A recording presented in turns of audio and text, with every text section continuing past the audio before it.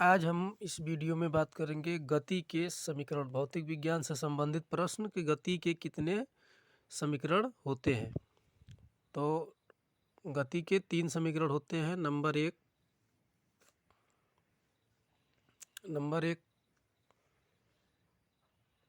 v बराबर u plus A T.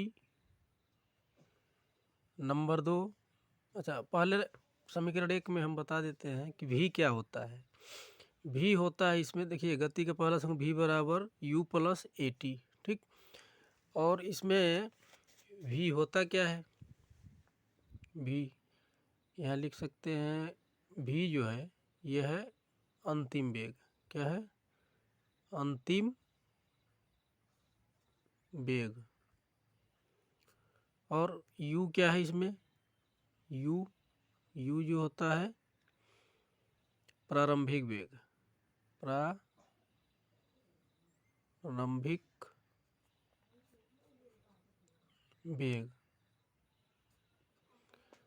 a क्या होता है? a जो होता है ये होता है त्वरण। क्या होता है? त्वरण होता है। ये होता है त्वरण, ठीक। और t क्या होता है? t होता है समय। क्या होता है? t समय। और इसी के साथ साथ हम इनके मात्रक भी बता देते हैं कि जैसे मान लीजिए कि अंतिम वेग का मात्रक, अंतिम वेग का मात्रक ये भी इसका होता है मीटर प्रति सेकंड। और प्रारंभिक वेग का भी मीटर प्रति सेकंड ही होता है, क्योंकि ये भी एक वेग ही है और ये भी एक वेग ही है, ठीक। त्वरण क्या है? त्वरण का मात्रक मीटर प्रति सेकंड स्क्वायर। समय का मात्रक सेकंड। इसी के साथ में इसको हम एक्स्ट्रा बता रहे हैं, सेकंड या सेकंड, ठीक। ये हो गया गति का पहला समीकरण कि इनको कहते क्या है, v को, u को, ठीक, a को, t को, ठीक है। इसमें हम बता दिए। अब गति का दूसरा समीकरण, गति का दूसरा समीकरण यस बराबर यू टी प्लस हाफ या 1/2 कह सकते हैं A T square. A T square. इसमें देखिए, इसमें यस क्या है? इसमें यस जो है क्या है? चाल है, ठीक। यस क्या है? चाल है। और यू वही प्रारंभिक वेग ही है। यू क्या है? प्रारंभिक वेग है। और टी क्या है? समय। ये भी क्या है? समय है। और ये भी टी जो है ये भी समय ही है। ये क्या है? ये त्वरण है। क्या है? त्वरण, ठीक। अच्छा, चाल का मात्रक देखिए, चाल या वेग बात दोनों एक ही होता है, ठीक। तो चाल का मात्रक भी होगा मीटर प्रति सेकंड। और प्रारंभिक वेग का मात्रक ऊपर बता ही दिए हैं, वही ये भी होगा। समय का मात्रक जो इसमें है वही इसमें होगा। त्वरण का मात्रक जो इसमें है इसमें भी होगा, ठीक। अब तीसरा समीकरण कौन होता है? v स्क्वायर बराबर you square plus 2a yes. क्या होता है? 2a yes. ये गति का तीसरा समीकरण है। इसमें भी क्या है? वही अंतिम वेग है। u क्या है? प्रारंभिक वेग है। और a क्या है? त्वरण है। और s क्या है? चाल है, ठीक। यह गति का तीनों समीकरण यहाँ समाप्त होते हैं। और इसी के साथ साथ एक हम अलग इनकी हम बीमा भी बता देते हैं, ठीक। इनकी हम बीमा भी बता देते हैं। जैसे देखिए, मान लीजिए चाल है। क्या है? चाल। चाल बराबर क्या होता है? दूरी बटे समय। चाल बराबर दूरी बटा समय भी होता है, ठीक। दूरी का मात्रक क्या होता है? मीटर। दूरी को मात्रक किसे कहते हैं? जिससे हम मापते हैं क्या, जैसे दूरी है तो दूरी को किससे मापेंगे, मीटर से ही मापेंगे। ठीक, और समय का मात्रक क्या होता है, सेकंड होता है। क्या होता है, सेकंड।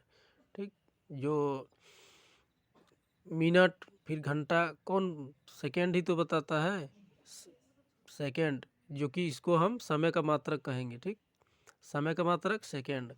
अब देखिए इसमें क्या है, मीटर की जो बीमा है, मीटर जैसे दूरी है या और मान लीजिए लंबाई है, लंबाई को भी किससे नापते हैं, मीटर से ही नापते हैं। तो इसकी बीमा यल, किसकी, मीटर की, यल लिख देंगे। ये सरल शब्दों में समझाने का हम प्रयास कर रहे हैं। ये सेकंड का क्या होता है, टी। ठीक, टी, टी क्यों, समय का मात्रक क्या होता है, सेकंड होता है। और समय को हम क्या लिखते हैं, टाइम, टी फॉर टाइम।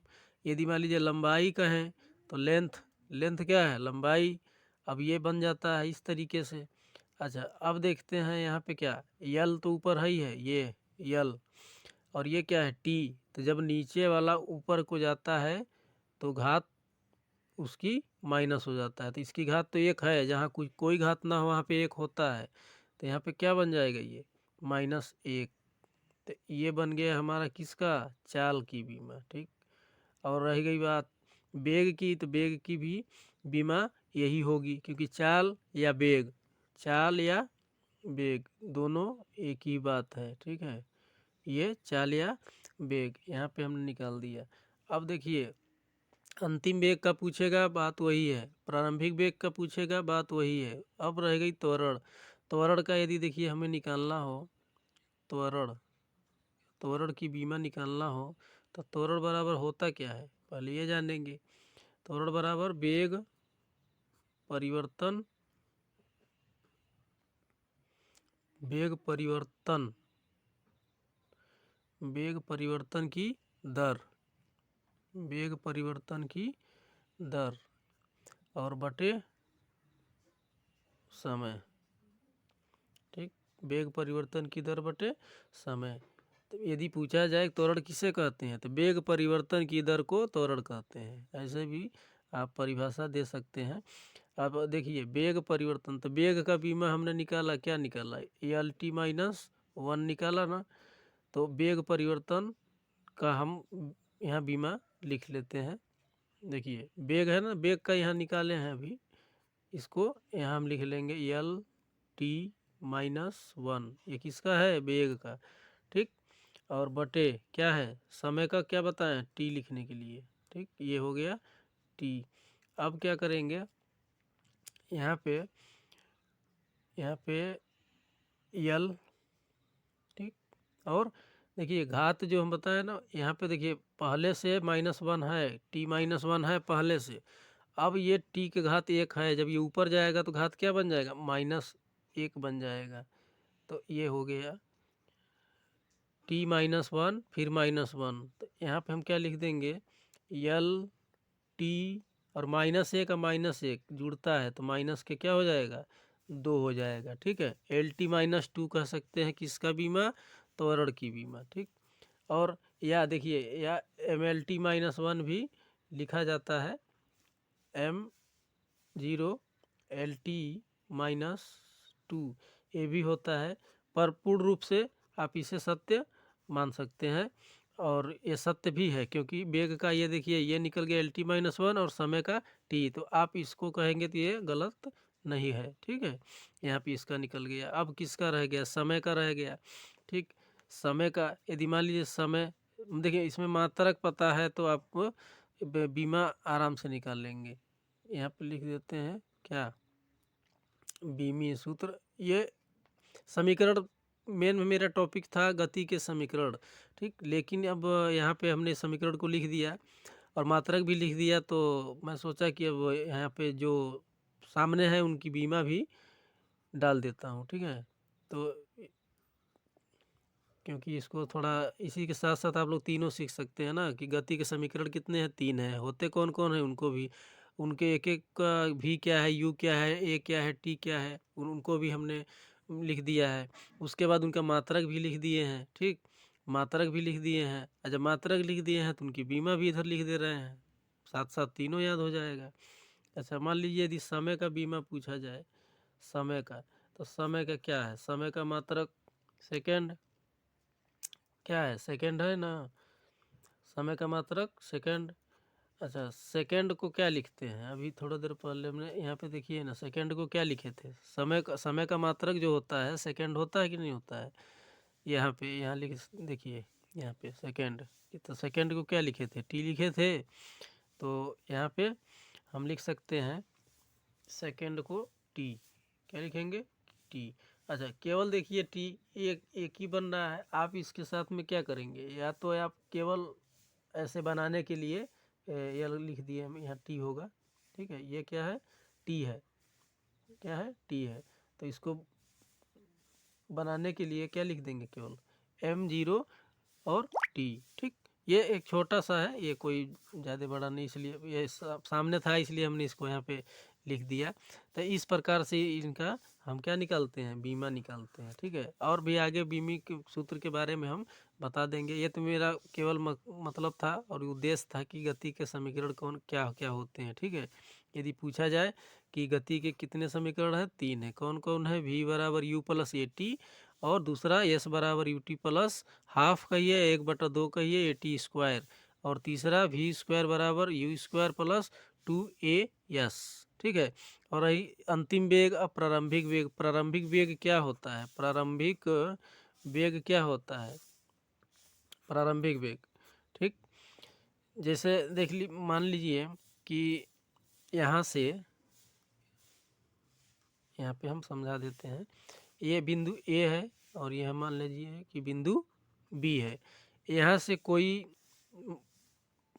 कोई मान लीजिए कार, मान लीजिए कोई ट्रेन मान लीजिए, ठीक, ए बिंदु से जब चलना प्रारंभ करती है, ठीक है, चलना प्रारंभ करती है, ठीक है, तो यहाँ से जो चलना प्रारंभ करती है वही होता है प्रारंभिक वेग, यहाँ से, ठीक। जहाँ से ट्रेन या बस या कार चलना प्रारंभ करती है वो होता है प्रारंभिक वेग, और जहाँ पर उसका जाकर रुकने का अंत हो जाए, मतलब जहाँ पे वो रुक जाए, वो हो जाता है क्या, अंतिम वेग, ठीक। इसी के साथ साथ मतलब हम सोचे बताना, ठीक है, बता दे रहे हैं, ठीक है। ये अंतिम वेग हो जाता है, जहाँ से मान लीजिए ट्रेन चला और जाकर जहाँ रुक गई वो क्या हो गया, अंतिम वेग, ठीक। और ये जहाँ से चलना स्टार्ट किया, जहाँ से चलना स्टार्ट किया या शुरू किया या प्रारंभ किया, वो हो जाता है प्रारंभिक वेग, ठीक। यहाँ पे इसको समझने का प्रयास कीजिएगा। ये प्रारंभिक वेग, जहाँ से चलना प्रारंभ करे वो प्रारंभिक वेग, और जहाँ पे उसकी वेग रुक जाए, मतलब जहाँ पे वो ट्रेन या कोई गाड़ी हो जहाँ पे वो जाकर रुक जाए वो हो जाता है उसका अंतिम वेग, मतलब उसका वेग वहाँ पे अंतिम हो गया, ठीक। तो इस वीडियो में केवल गति से संबंधित समीकरण लिख दिए, उसके मात्रक भी लिख दिए, कुछ बीमाएँ भी लिख दिए, और उनके बारे में हमने कुछ बता भी दिया, ठीक है।